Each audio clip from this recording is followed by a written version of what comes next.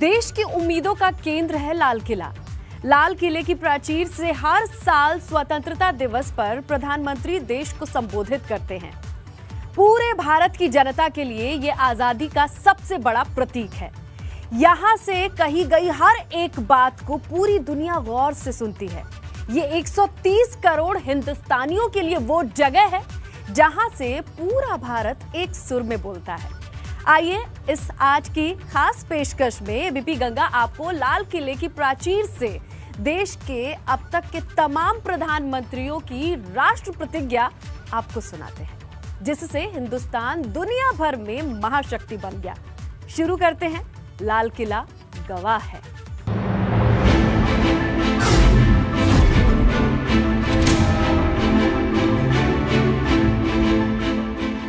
After the slumber of centuries and a long struggle for self-determination,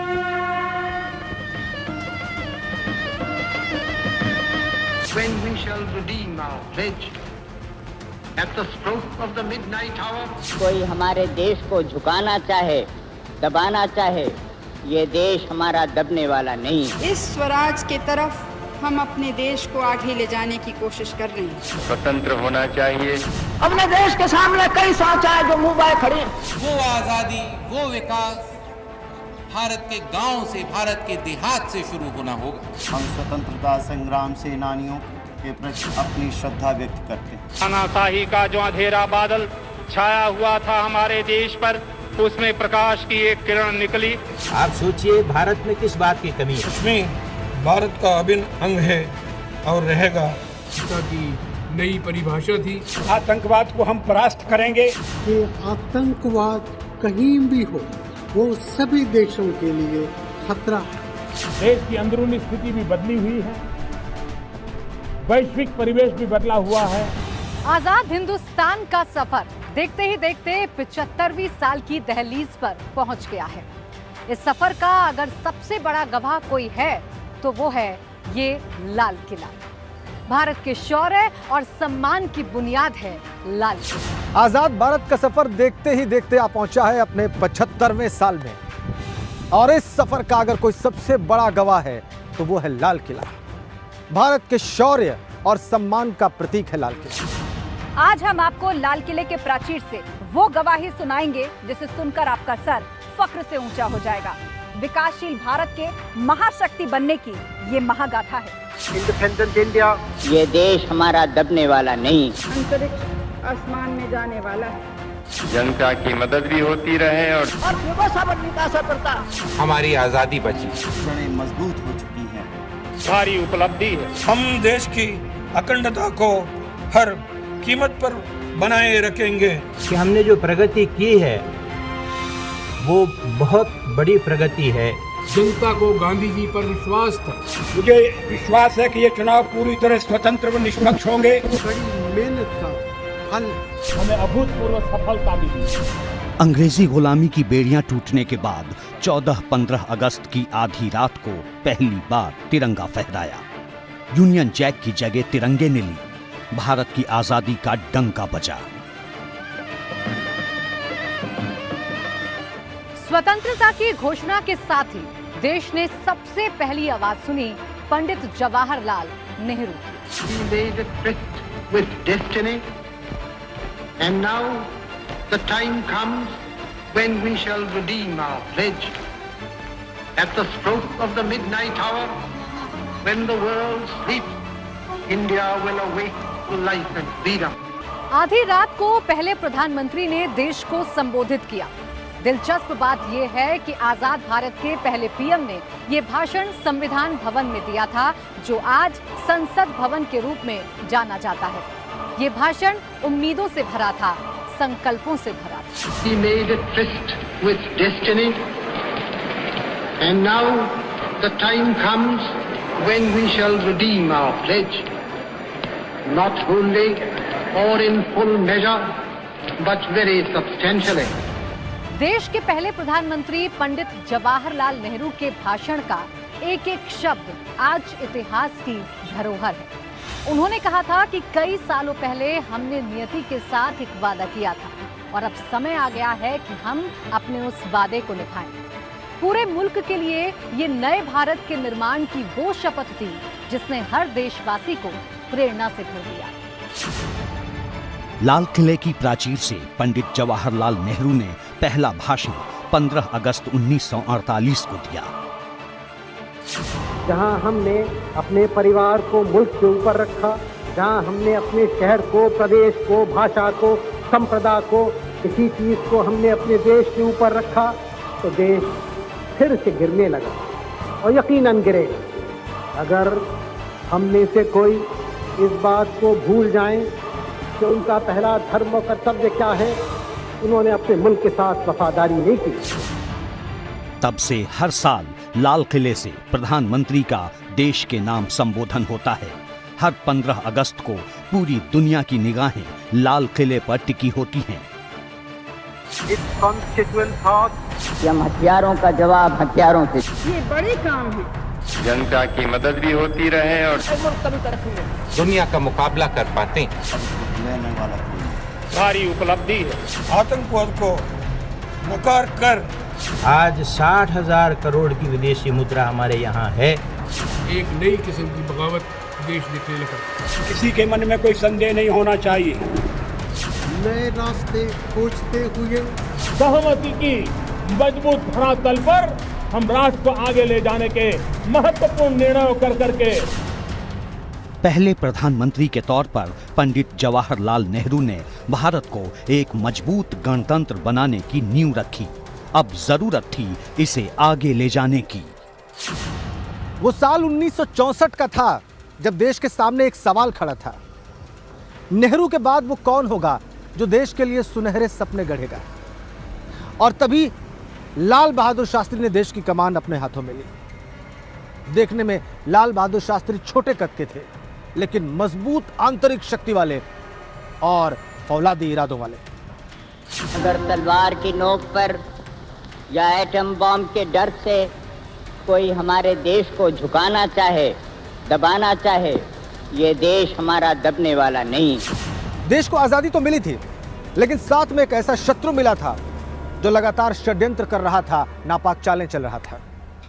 और तभी लाल बहादुर शास्त्री ने लाल किले की प्राचीर से जय जवान जय किसान का नारा दिया और युद्ध के मैदान में पाकिस्तान को चारों खाने चित्त कर दिया।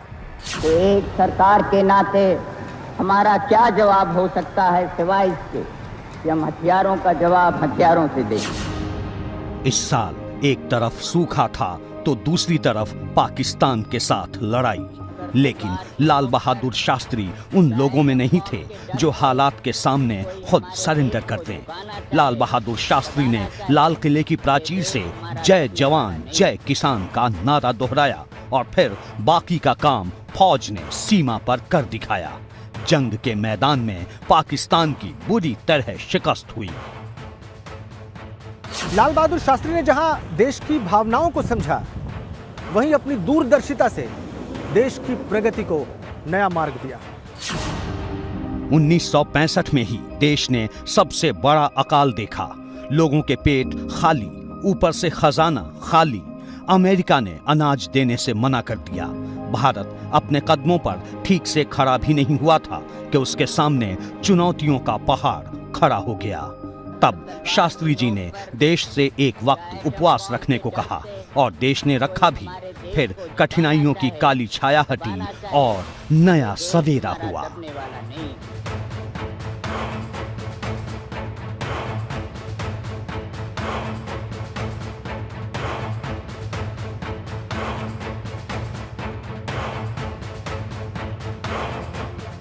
वो 1966 का दौर था जब लाल किले की प्राचीर एक नए इतिहास का गवाह बन रही थी।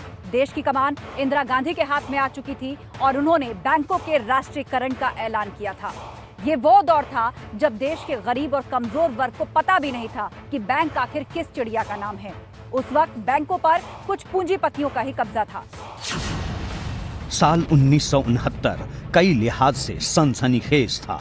इस साल इंदिरा गांधी देश की सबसे ताकतवर नेता बनकर उभरी।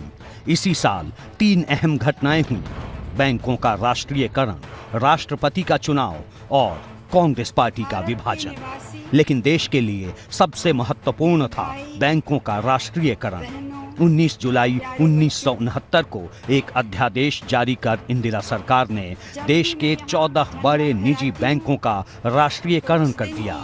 जिस ऑर्डिनेंस के जरिए ऐसा किया गया वो बैंकिंग कंपनीज ऑर्डिनेंस कहलाया। बाद में इसी नाम से विधेयक भी पारित हुआ और कानून बन गया। ये इंदिरा की पहली जीत थी। हर प्रधानमंत्री के जीवन में एक कालखंड होता है जिसमें वो न खुद को देश में बल्कि दुनिया में स्थापित करता है। इंदिरा गांधी के जीवन में भी वो कालखंड आया सन 1971 में, जब उनके एक फैसले ने पाकिस्तान के 2 टुकड़े कर दिए थे और विश्व के मानचित्र पर एक नया देश उभरा था। नाम था बांग्लादेश। पिछले दफे जब इसी जगह में आपके सामने खड़ी थी, वो इसलिए नहीं है कि उनको केवल ये परवाह है कि पाकिस्तान में क्या हो रहा है, शायद वो भी हो सकता है, लेकिन ये परवाह है कि क्यों ये दबा हुआ देश, चाहे हम कमजोर हैं, हमारी फौजें इतनी नहीं है कि जो दुनिया के बहुत बड़े बड़े जो शक्तियां हैं जो यूरोप के देशों को भी हिला देती हैं, उनके मुकाबले में हम कुछ भी नहीं है। हमारी नीति को बुरा बताते थे और कहते थे सब कम्युनिज्म को बढ़ा रहे हैं भारत में। भारत की ताकत पाकिस्तान देख चुका था, लेकिन दुनिया को देखना अभी बाकी था। फिर आया साल 1974। परमाणु परीक्षण के बाद धरती हिल उठी और यही परीक्षण भारत के परमाणु शक्ति बनने का जयघोष था। उसके बाद इंदिरा गांधी को एक नया नाम दिया गया, कहा गया iron lady. We need a balanced combination. Our policy is to harness all sources: water, coal, the wind, the sun and the tides. So I've said our science, particularly our nuclear science, is dedicated to development, to achieving freedom from want and providing the essentials of an honorable life for our masses. I repeat that we have no intention of embarking on any nuclear weapons program. We want, as someone has said, to make the deserts bloom and not to make the world a desert. भाइयों और बहनों, राष्ट्रपति जी ने आपातकाल की घोषणा की है। इससे आतंकित होने का कोई कारण नहीं है। इन तमाम सुनहरे लम्हों के बीच लोकतंत्र की वो काली रात भी आई। भाइयों और बहनों, राष्ट्रपति जी ने आपातकाल की घोषणा की है। इससे आतंकित होने का कोई कारण। लाल किले की प्राचीर से भारत के प्रधानमंत्री की हुंकार दुश्मनों को थर्रा देती है। ये सिर्फ एक इमारत भर नहीं है, ये भारत के साहस का प्रतीक है। ये आम हिंदुस्तानियों की उम्मीद का केंद्र है। 75वीं स्वतंत्रता दिवस पर यह उम्मीद और बढ़ गई है। लाल किले की अगली गवाही पूर्व पीएम मोरारजी देसाई से लेकर राजीव गांधी के भाषणों के नाम है। वो साल 1977 का था, जब आपातकाल का अंधेरा छटा था और देश की कमान एक ऐसे प्रधानमंत्री को मिली जो न सिर्फ देश के पहले गैर कांग्रेसी प्रधानमंत्री थे, बल्कि दीवानगी की हद तक गांधीवादी थे। ये मोरारजी देसाई। 21 महीने के आपातकाल के बाद 22 मार्च 1977 को छठी लोकसभा के नतीजों के साथ एक नई सुबह हुई और लाल किला एक नए इतिहास का गवाह बना। देश में पहली बार गैर कांग्रेसी सरकार बनी। आजादी को 3 दशक बीत चुके थे।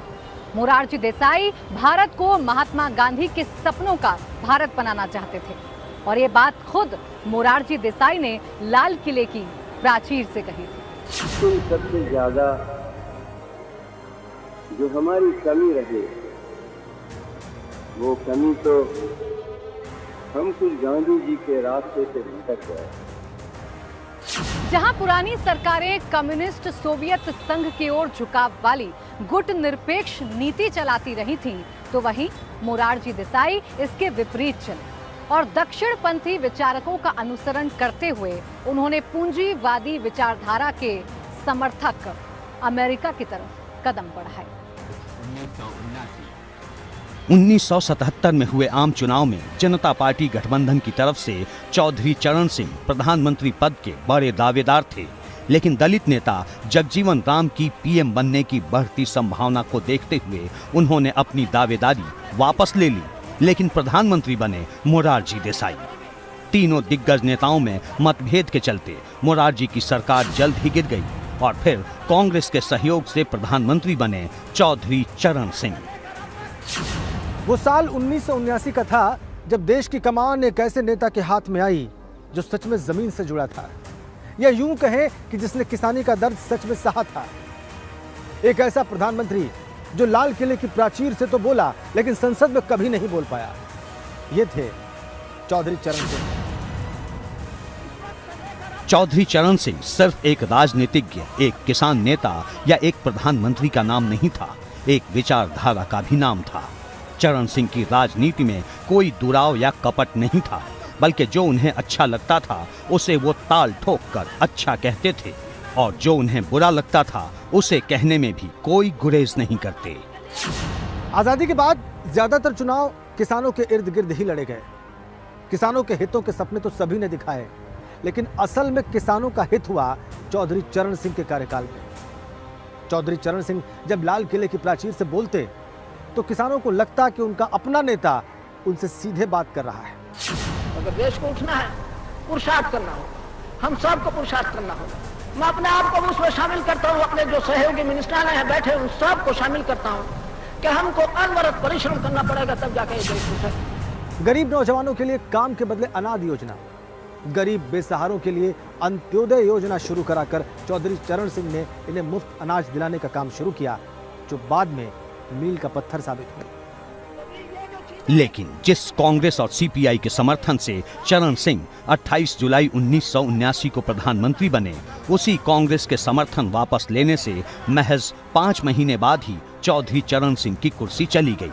तत्कालीन राष्ट्रपति नीलम संजीव रेड्डी ने 22 अगस्त 1979 को लोकसभा भंग करने की घोषणा कर दी। फिर मध्यावधि चुनाव हुआ और इंदिरा गांधी 14 जनवरी 1980 को फिर से प्रधानमंत्री बन गईं। जनता पार्टी में बिखराव के बाद इंदिरा गांधी एक बार फिर से प्रधानमंत्री बनी। जनता पार्टी में बिखराव के बाद 1980 के लोकसभा चुनाव में एक बार फिर इंदिरा गांधी के नेतृत्व में कांग्रेस ने जीत का परचम लहराया। इंदिरा को आपातकाल के बाद जो झटका लगा था, उससे कहीं ज्यादा जन समर्थन उन्हें इस चुनाव में मिला। इस जीत के बाद इंदिरा बिल्कुल बदल चुकी थी और इस बार उन्होंने कूटनीति का ऐसा सदुपयोग किया कि समय भी उनका शुभ चिंतक बन गया। इंदिरा गांधी ने सियाचिन तक में हिंद का डंका बजा दिया। 17 अप्रैल 1984 को पाकिस्तान ने सियाचिन पर कब्जा करने की योजना बनाई, लेकिन पाकिस्तान के नापाक मंसूबे पूरा होते उससे पहले ही भारत के खुफिया तंत्र ने इसकी जानकारी इंदिरा गांधी को दे दी और इंदिरा ने बिना वक्त गंवाए पाकिस्तान की कब्र खोदने का आदेश दे दिया, जिसे नाम दिया गया ऑपरेशन मेघदूत। याद आती है कि किस मुसीबत और कष्ट और कुर्बानी से ये देश गुजरा, किन आशाओं को लेके हमने यहाँ पे अपना झंडा फहराया। आज जब हम पीछे देखते हैं इन वर्षों के तरफ, तो ये देखते हैं कि जो रास्ता अपने सामने हमने रखा था उस पे काफी दूर हम आगे बढ़े हैं। 31 अक्टूबर 1984 एक खौफनाक तारीख के रूप में सामने आई। तत्कालीन प्रधानमंत्री इंदिरा गांधी को उनके निजी सुरक्षा कर्मियों ने गोली मारकर हत्या कर दी। इंदिरा गांधी की हत्या के चंद घंटों बाद ही उनके बेटे राजीव गांधी को प्रधानमंत्री पद की शपथ दिलाई गई, लेकिन राजीव गांधी का लोकतंत्र की अग्नि परीक्षा पास करना अभी बाकी था और ठीक 2 महीने बाद यानी दिसंबर 1984 में लोकसभा चुनाव हुए, जिसमें राजीव गांधी ने 524 सीटों में से 415 सीटों पर जीत दर्ज कर इतिहास रच दिया। ये करिश्मा ऐसा था जो नेहरू और इंदिरा भी न कर सके थे, जो आज तक रिकॉर्ड है। ये वो दौर था जब दुनिया के बाजार में तमाम देश टेक्नोलॉजी को आधार बनाकर आगे बढ़ रहे थे। ऐसे में भारत को जरूरत थी एक ऐसे नेता की जो न सिर्फ इस सबको समझता हो बल्कि भविष्य देखने की आंखें भी रखता हो। राजीव गांधी ही ऐसे नेता थे जो भारत में दूरसंचार क्रांति लेकर आए। आज जिस डिजिटल इंडिया की बात होती है उसकी संकल्पना राजीव गांधी अपने जमाने में कर चुके थे। राजीव गांधी दूरसंचार क्रांति, इंफॉर्मेशन टेक्नोलॉजी और डिजिटल इंडिया के जनक कहे जाते हैं। सबसे बड़ी चुनौती हमारे सामने भारत की एकता और अखंडता की थी। 10 महीने हुए, दुनिया देख रही थी भारत एक रहेगा। वो राजीव गांधी ही थे जिन्होंने कंप्यूटर क्रांति लाकर विज्ञान और टेक्नोलॉजी के महत्व को समझाया। सबसे निचले स्तर तक पंचायती राज की नींव रखकर सबसे निचले स्तर पर लोकतंत्र को पहुंचाया। मैंने कई बैठकें करवाई, लंबे लंबे घंटे हमने बहस करी और एक बात सामने आई कि जब तक हम पंचायती राज संस्थाओं को मजबूत नहीं करेंगे। राजीव गांधी वो प्रधानमंत्री थे जिन्होंने देश में पहले से चली आ रही कई प्रथाओं को तोड़ा। उसमें से एक प्रथा थी वोट देने का अधिकार। देश में पहले वोट देने की आयु सीमा 21 वर्ष थी। राजीव गांधी ने उसे घटाकर 18 वर्ष किया और इस तरह उन्होंने युवाओं को मताधिकार देकर न सिर्फ सक्षम बल्कि सशक्त भी बनाया। मैंने संकल्प किया कि मैं उन्हें कामयाब नहीं होने दूंगा, मैं उन्हें देश हमसे नहीं छूटने देंगे, देश टूटने नहीं देंगे और चाहे कोई भी कीमत देनी पड़े, चाहे कोई भी कुर्बानी की जरूरत हो, वो कुर्बानी हम देने को तैयार होंगे। लेकिन 1989 आते आते बहुत कुछ बदल चुका था। लाल किला एक बार फिर एक नए पल का गवाह बन रहा था। लोकसभा चुनाव में कांग्रेस 200 से भी कम सीटों पर सिमट गई। ये बोफोर्स घोटाले की आंधी थी जिसने राजीव गांधी को जीरो और विश्वनाथ प्रताप सिंह को हीरो बना दिया। आजाद भारत में बदलाव की हर लहर, इसकी शुरुआत लाल किले से ही तो हुई। बड़ी योजनाओं का ऐलान लाल किले की प्राचीर से हुआ। चाहे वो उदारीकरण का दौर हो या फिर गठबंधन सरकार का महाप्रयोग, इस प्राचीर ने हर परिवर्तन को बड़े करीब से देखा है।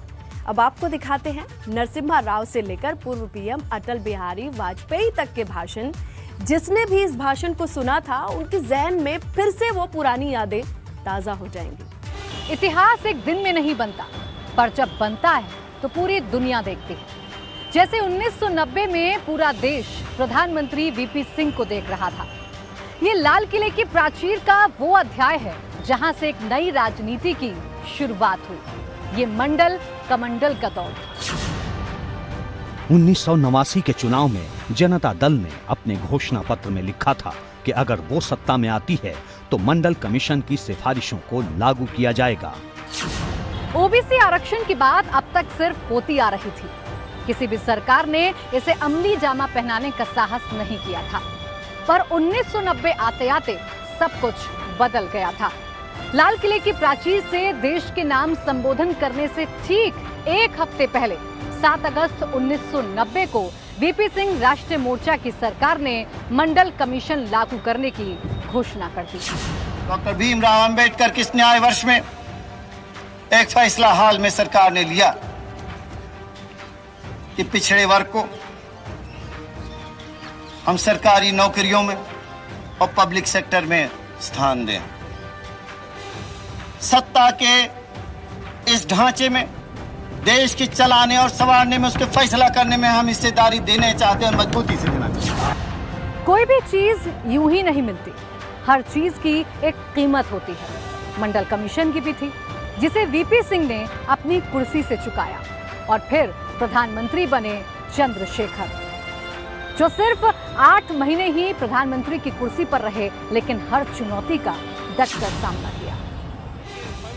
चंद्रशेखर सबसे कम समय तक प्रधानमंत्री पद पर रहने वाले देश के दूसरे प्रधानमंत्री थे, लेकिन वो समाजवादी आंदोलन से निकले ऐसे इकलौते नेता थे जो कभी केंद्र तो क्या किसी राज्य में मुख्यमंत्री या मंत्री भी नहीं रहे।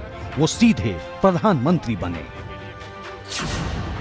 यूं तो लाल किले की प्राचीर बहुत सारी कहानियों की गवाह है, लेकिन इन कहानियों को 2 हिस्सों में बांटा जा सकता है। एक आर्थिक सुधारों के पहले का भारत, दूसरा उदारीकरण के बाद वाला भारत। देश के सामने बहुत बड़ा संकट था, भारत दिवालिया होने की कगार पे खड़ा था और सबसे बड़ी चुनौती थी अर्थव्यवस्था की चुनौती। प्रधानमंत्री बनने के बाद नरसिम्हा राव ने अपने शुरू के 100 दिनों तक अर्थव्यवस्था पर ही पूरा ध्यान केंद्रित रखा। साथ ही रुपए की कीमत में गिरावट, न्यू ट्रेंड पॉलिसी लागू करने और फॉरेन एक्सचेंज रेगुलेशन एक्ट जैसे कई बड़े बदलाव किए। आप सोचिए, भारत में किस बात की कमी है? हमारे पास साधनों की कमी नहीं है, हमारे पास कुशल लोगों की कमी नहीं है, हमारे पास संकल्प की कमी नहीं है। इसलिए मैं समझता हूं कि 25-30 साल के अंदर हमारा देश भी विकसित देशों के बीच में जाके बैठ सकता है। ऐसी पोटेंशियल हमारे पास है। आर्थिक सुधारों के अग्रदूत पीवी नरसिम्हा राव ने कहा कि दुनिया बदल रही है, अब देश को भी बदलना होगा, और इसीलिए उन्होंने एक बहुत सुव्यवस्थित अर्थशास्त्री डॉक्टर मनमोहन सिंह को वित्त मंत्रालय का प्रभार सौंपा। आगे डॉक्टर मनमोहन सिंह ने जो किया वो इतिहास में। एक बंद अर्थव्यवस्था वाले देश को खुली अर्थव्यवस्था में बदलना कितना चुनौतीपूर्ण रहा होगा, ये इस बात से समझ सकते हैं कि तत्कालीन लेफ्ट और राइट समझी जाने वाली पार्टियों ने तब इसका पुरजोर विरोध किया था। फिर भी जुगाड़ पर चल रही नरसिम्हा राव सरकार ने अपनी इच्छा शक्ति से ये कर दिखाया। जो भारत उनके प्रधानमंत्री बनने से पहले भीषण कर्ज में डूबा था, 1994 तक उसकी जीडीपी 6.7% तक पहुंच गई थी, और भारत के पास जो विदेशी मुद्रा भंडार था उसमें भी 15 गुना इजाफा हो चुका था। पूर्व प्रधानमंत्री पीवी नरसिम्हा राव की उपलब्धियों में सिर्फ आर्थिक सुधारों का सूत्रपात ही शामिल नहीं था। उनकी उपलब्धियां थीं पंजाब में आतंकवाद का सफाया और जम्मू कश्मीर में सफलतापूर्वक चुनाव संपन्न कराना, और इन सब की गवाह भी बनी लाल किले की प्राचीर। नरसिम्हा राव और मनमोहन सिंह की जोड़ी ने खुशहाल भारत की नींव रखी और भारत को ऑटोमोबाइल सेक्टर का हब बना दिया। ये भारतीय राजनीति में अस्थिरता का दौर था। 1996 के लोकसभा चुनाव में किसी भी दल को स्पष्ट बहुमत नहीं मिला था। ऐसे में 13 दलों के संयुक्त मोर्चे के नेता के रूप में सामने आए एच.डी. देवेगौड़ा, जो कि देश के 11वें प्रधानमंत्री बने। देवेगौड़ा जब प्रधानमंत्री बने तो उनके सामने पहले 2 चुनौतियां थी। पहली राजनीतिक उथल पुथल की, और दूसरी नरसिम्हा राव सरकार जिस उदारीकरण के सहारे देश को पटरी पर लेकर आई थी उसे और रफ्तार देने की। देवेगौड़ा ने राजनीतिक अनुभव और निचले तबके तक अपनी पहुंच को अपना सबसे बड़ा हथियार बनाया।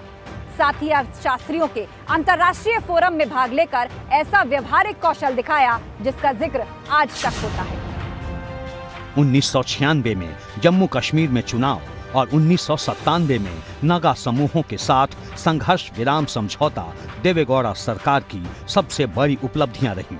लेकिन 1997 के शुरुआत में ही उनकी कुर्सी चली गई और फिर प्रधानमंत्री बने इंद्र कुमार गुजराल, जो इतने मुश्किल हालात में पीएम बने थे जिन्हें देखकर लोगों को लगा कि वो महीने भर भी सरकार नहीं चला पाएंगे।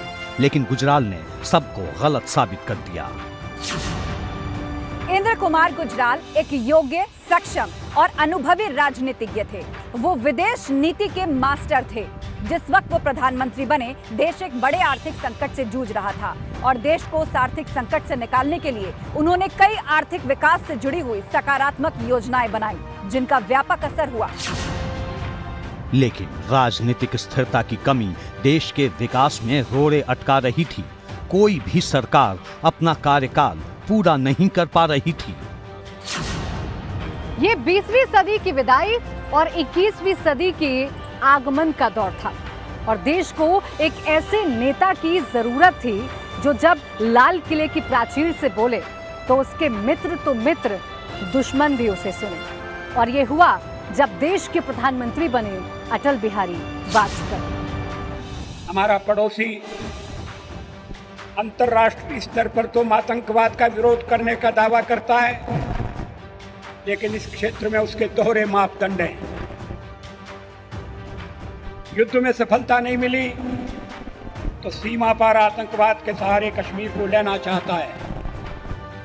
हम एक बार फिर कह देना चाहते हैं कि जम्मू कश्मीर भारत का अटूट अंग है और रहेगा।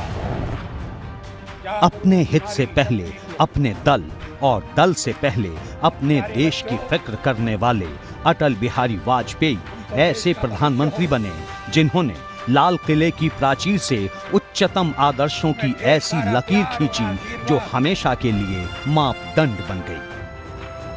दूर के देशों में बसे भारतवंशियों, अटल बिहारी वाजपेयी उन प्रधानमंत्रियों में से थे जो पहले बात करने में यकीन करते थे, जिनका मानना था कि बातचीत से हर समस्या का समाधान किया जा सकता है।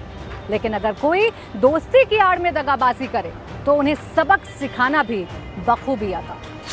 हम शांति चाहते हैं, ये तो दुनिया ने देखा।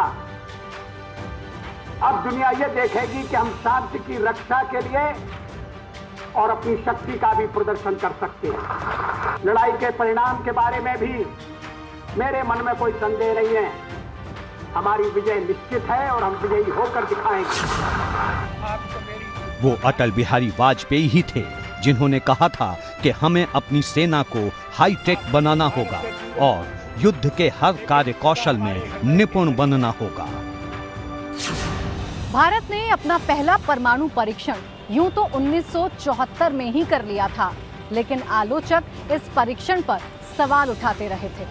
ऐसे में भारत को एक बड़े विस्फोट की जरूरत थी और 1998 में मई की तपती गर्मी में पोखरण परमाणु परीक्षण से थर्रा उठा। दुनिया को जवाब मिल चुका था और दुनिया के पटल पर भारत परमाणु शक्ति बन चुका था। At 15:45 hours, India conducted 3 underground nuclear tests in the Pokhran range.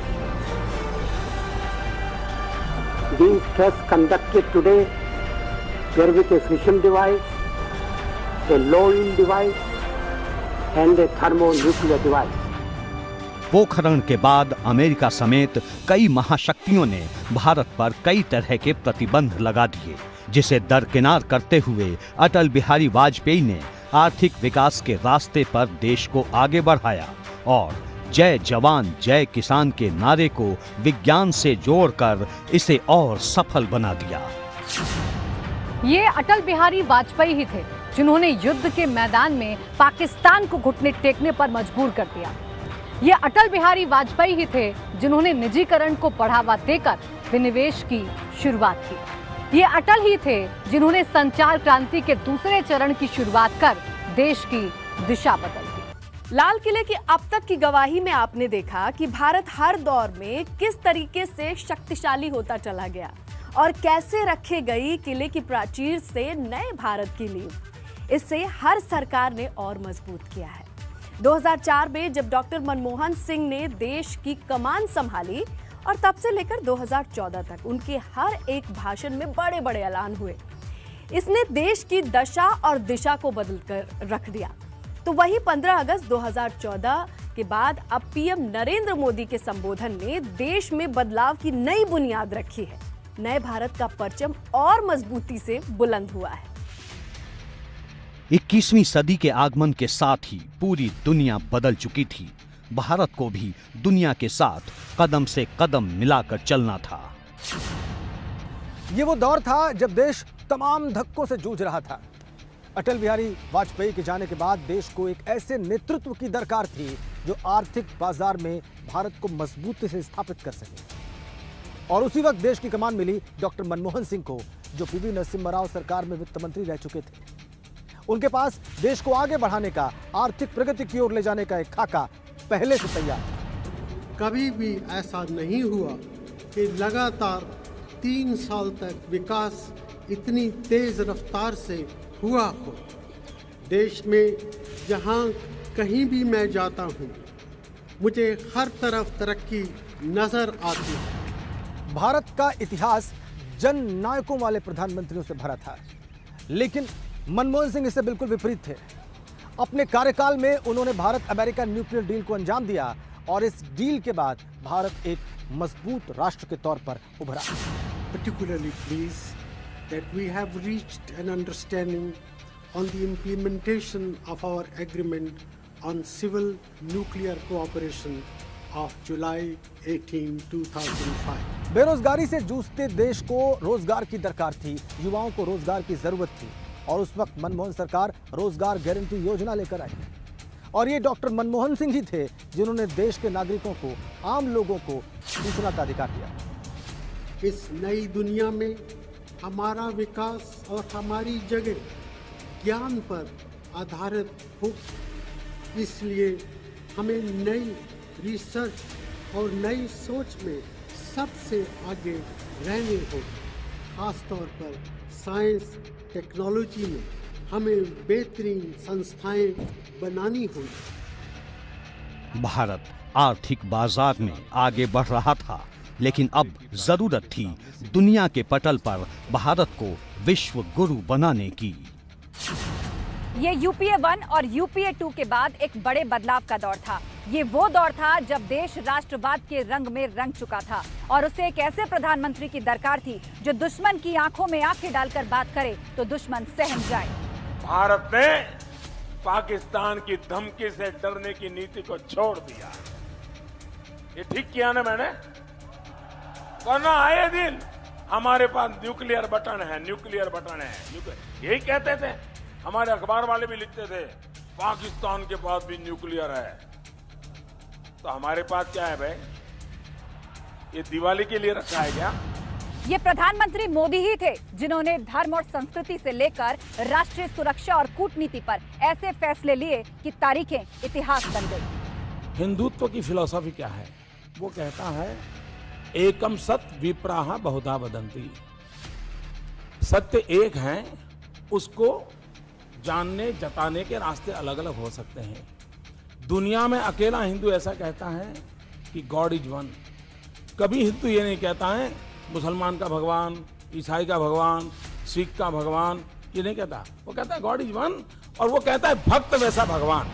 आजादी के इतिहास में पहली बार किसी गैर कांग्रेसी सरकार को इतनी बड़ी जीत दिलाने का श्रेय प्रधानमंत्री मोदी को ही जाता है, क्योंकि इससे पहले गैर कांग्रेसी सरकारें बनी तो जरूर थी, लेकिन बहुमत किसी को नहीं मिला था। नरेंद्र मोदी ने देश में राष्ट्रवाद की एक लहर पैदा की है। प्रधानमंत्री की कही एक एक बात में लोगों को सुरक्षा का भाव नजर आता है। सौगंध मुझे इस मिट्टी की,